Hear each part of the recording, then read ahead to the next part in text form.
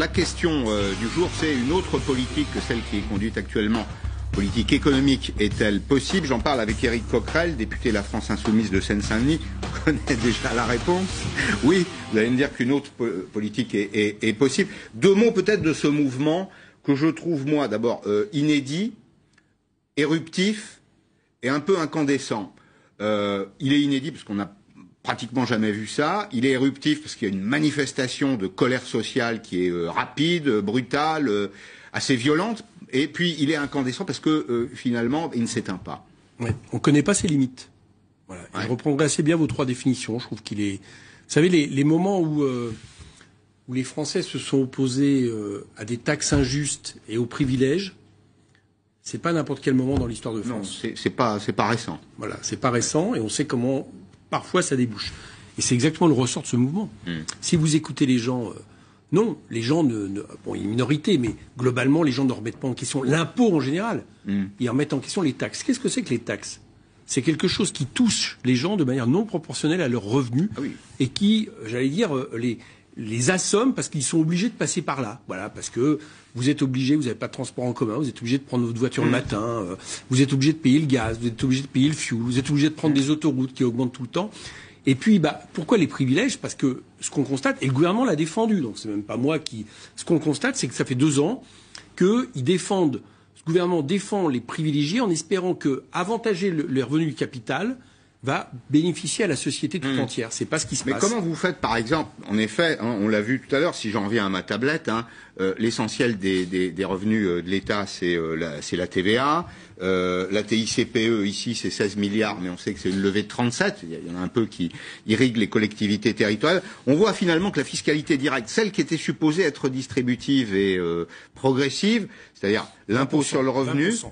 Oui, c'est très... Comment on rend progressif de la fiscalité indirecte? C'est techniquement impossible. Nous, on est pour redonner tout son poids à l'impôt sur le revenu, c'est-à-dire l'impôt de répartition des richesses progressif, qui n'a pas seulement pour rôle de ramener de l'argent à l'État, ça c'est nécessaire, on en a tous besoin. Oui, c'est un impôt de rendement. Mais qui aussi, j'allais dire, participe à une redistribution de la richesse. Pour ça, par exemple, on est pour 14 tranches, de manière beaucoup plus équilibrée. C'est pour ça aussi que nous étions sur un impôt progressif au niveau de l'ISF, ce qu'il n'est pratiquement pas aujourd'hui. On est pour le rétablissement et un impôt progressif. Et raison pour lesquelles aussi, par exemple, l'impôt sur les successions, nous étions pour qu'il soit beaucoup plus progressif. Bon, c'est tout l'inverse qui a été fait. Au contraire, on diminue toujours plus la part de l'impôt sur le revenu. Et vous l'avez dit, on augmente les taxes, et en plus, pas n'importe quelle taxe. Pourquoi les gens, ça leur est insupportable, l'histoire de la taxe sur le carburant? Pourquoi c'est la goutte d'eau, la goutte de gasoil qui fait déborder le réservoir, comme on dit certains? Parce que dans le même temps, par exemple, le kérosène d'avion est pas taxé. Oui, mais alors, attendez, je vous arrête tout de suite, Éric Coquerel. On va quand même pas taxer le kérosène pour plomber... Non, mais attendez, vous savez ce qui va se passer? On va plomber Air France, parce que les avions d'Air France font le plein en France, les avions d'Emirates, les avions de British Airways qui font le plein dans leur pays, en tireront un avantage, et on va déclasser Air France. Je vous rappelle qu'Air France, KLM, c'est 100 000 salariés. Okay. Alors, 60 000 salariés. Parlons très clairement.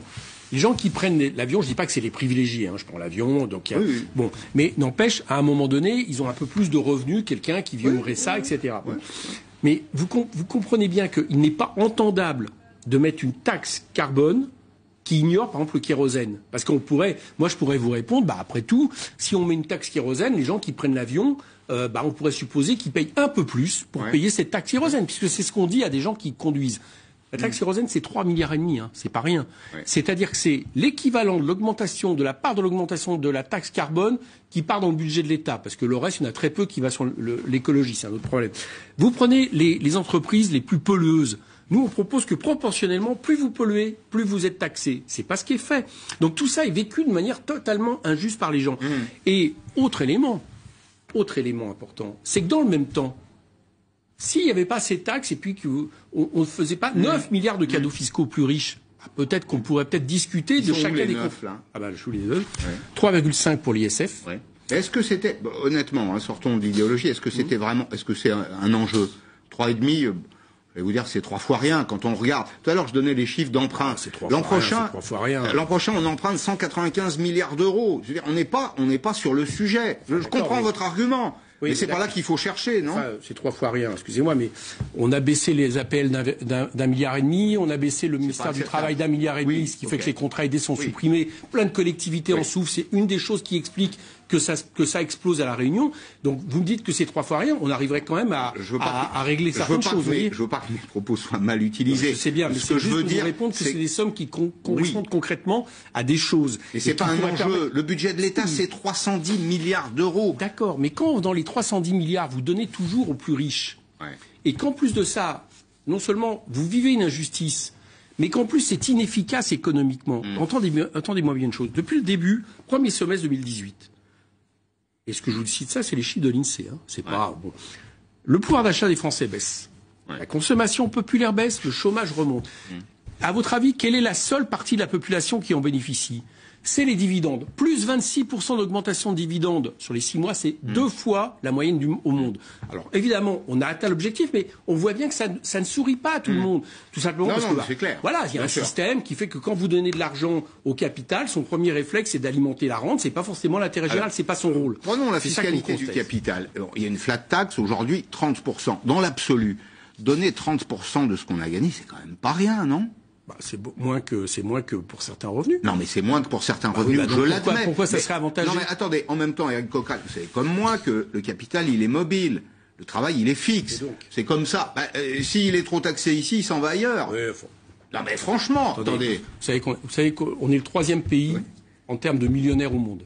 Après les États-Unis et le Japon. Donc arrêtons cette espèce de fable.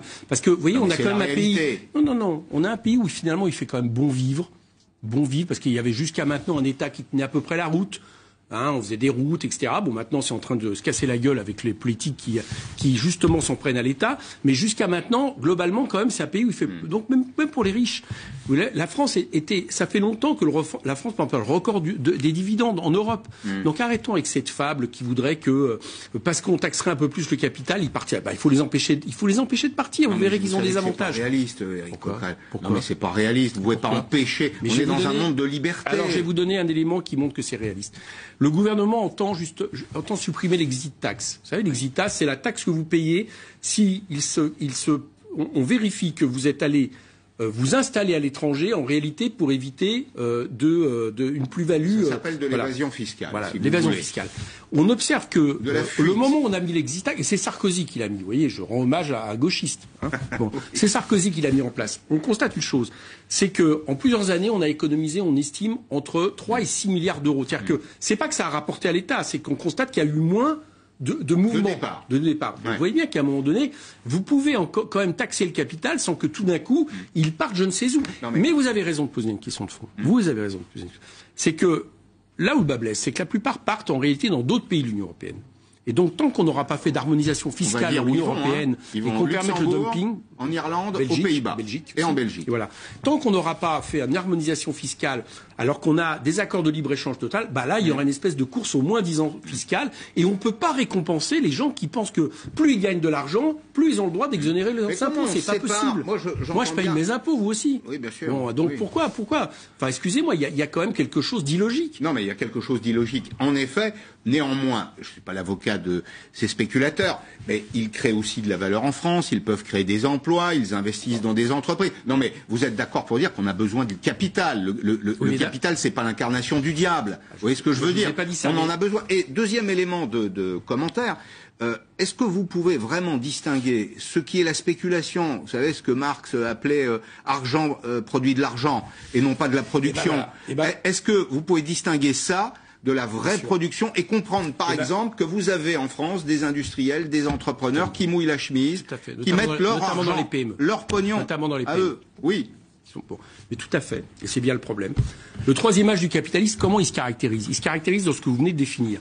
C'est-à-dire dans le fait qu'en réalité, la forme de capitalisme qui domine, c'est pas un capitalisme entrepreneurial de quelqu'un qui va se dire tiens, je vais garder mon outil de production, je vais faire des bénéfices qui sont 3, 4, 6%, mais qui permettent quand même d'investir. C'est un capitalisme qui nourrit la rente et dont le seul jugement de valeur, c'est la manière dont à un moment donné des spéculateurs vont parier sur lui. C'est ça le problème. C'est la financiarisation de l'économie.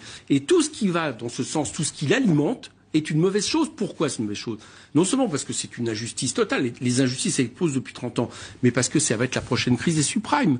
Parce que quand vous avez une économie boursière qui s'éloigne au fur et à mesure d'une économie réelle, qui se passe, qui fait en sorte qu'elle ne s'alimente que sur des crédits, que sur des bulles spéculatives, et ben ça explose. Et on sait très bien que la prochaine va exploser. Les 3,5 milliards d'euros dont vous parliez tout à l'heure, j'ai une petite idée de l'endroit où les trouver. Par exemple, les grandes entreprises qui aujourd'hui, alors, ne sont pas des entreprises de spéculation, ce sont des entreprises qui ont produit de l'innovation technologique. Les GAFA, Google, Amazon, Facebook, Apple, vendent essentiellement pour ceux qui sont des marchands. C'est-à-dire Google et Amazon vendent beaucoup en France. Le e-commerce représentera cette année 90 milliards d'euros.